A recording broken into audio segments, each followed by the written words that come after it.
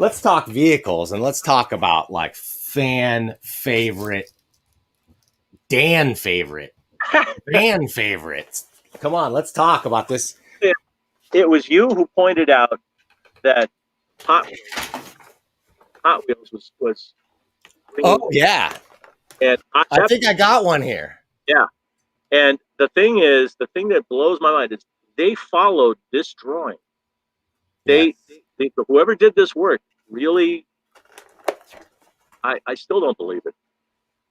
I just don't believe it. I mean, that was fun. I'm only sorry that they didn't send me a freebie because Well, Eliot, I've got one of those. I got 3 of them. Don't worry. But do you have? I don't know that I have mine here. Do you have the limited edition version with the black paint? I chose not to buy it. Okay. You know what? Now, the only thing I didn't like about this is that this does not seem very stealthy for the Punisher to have put his Bell logo on there. A little silly. Hey, what can I tell you? It's the Doc Savage belt buckle from the movies all over again. Right, but they didn't show. They didn't even show. You never showed the other side of the van in your diagram, so I guess it's all right. I guess it's. So they got a chance to. I showed it in plan view on another page in elevation, so they could see it all. But I never did have the logo on it. No.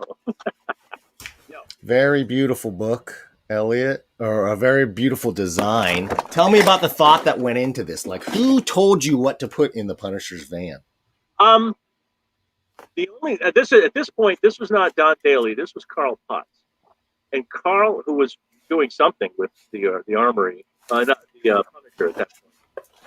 And the only thing he said was that there was some kind of an anti-burglar gadget. I don't know what he meant by that.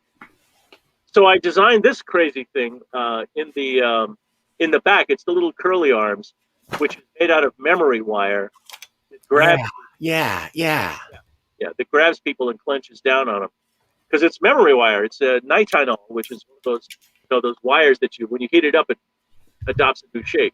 So it can act like a muscle. It's a mechanical muscle. It's used in experiments involving insect muscle frequency. That's the kind of crazy stuff I remember. But how many transistors did it take to? Does it? No man can say. They shrink those transistors down an awful lot these days.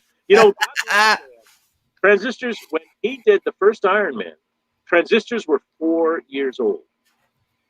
4 years old. Okay. That's reasonable. That's pretty reasonable. They were used in the Air Force missile control systems, but they were gigantic. They were as big as the end of your thumb. I mean, they were just huge back in those days. And there was only 3. What about this little guy, Eliot? Yeah, that's another one. That had been shown in the books already. So I tried to, okay, fine. Somebody had seen that Dirty Harry movie where somebody ran the RC car under the bad guys, under the good guys. Deadpool. The Deadpool. Well, I think was that movie. I think that's right.